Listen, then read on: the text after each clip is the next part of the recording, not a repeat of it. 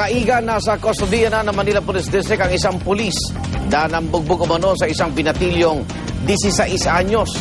Ang mga magulang ng biktima, desidido raw maghain ng reklamong child abuse laban sa pulis. Narito ang report ni Julius Segovia. Hindi lang nangihinat nahihilo. Paminsan-minsay napapasuka pa ng makausap ko 16 anyos sa si James. Di niya tunay na pangalan. 4 na araw matapos bugbugin umano ng isang pulis. Dumaraan daw siya sakay ng motorsiklo sa eskinitang ito sa Santa Ana, Maynila, madaling araw nitong Sabado. Nang harangin at makursunadahan umano ni PO1 Gerald Manibo Jr. na nakikipag-inuman daw noon sa lugar. Pag-araw niya po sa akin, tinatanong niya kung taga saan ako. Tinapakan niya yung gulong ko, tapos yung headlight na motor na dala ko.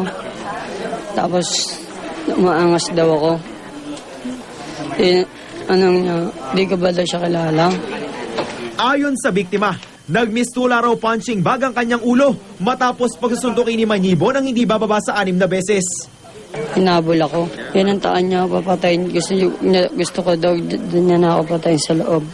Ipinatawag sa Manila Police District Headquarters si Manibo na napag-alamang isang police on training ng NCRPO na naka-assign sa MPD Station 11. May kasiyahan po kami, sir, ng mga kaibigan ko. Dumaan po siya sa iskinita na nakamotor, sir.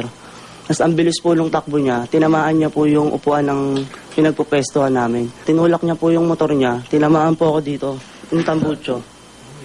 Pina-medical mo ba yan? Nung pagkatulak po ng motor, nag-react na rin po ako kasi nagkatulakan po.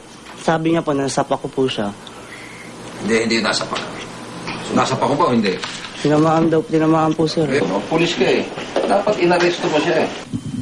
Dapat inaresto mo siya, dinala mo siya sa pinakamalapit na presinto at kinasuhan mo. Ngayon, kung malalaman natin siyang minor, it's up for the fiscal kung i-release siya. Pero ang mga magulang ng binatilyo, desididong maghain ng reklamong child abuse bukod pa sa kasong administratibo laban kay Manibo. Hindi naman ako papayag na ganunin yung anak ko. Dahil kung kami, nung ipinanganak ko, ito buhay ang nakataya ko sa sarili ko. Tapos, paglaki, ganito lang ang maibigay ng ibang tao, nasasaktan lang. Baguhan pa lang nga siya, masyado ng abusado na kasi. Dapat hindi ganun. Dahil kung tumagal pa siya, baka mas maraming gagawin siya hindi maganda. Sa MPD headquarters muna mananatili si Manibo habang iniimbestigahan. 30 days, bibigyan ko kayo ng verdict. Kung kinakailangan pa kayo dito sa Philippine National Police, kung hindi na, then goodbye. Inako naman ng lokal na pamahalaan ang gasto sa CT scan ng binatilyong biktima.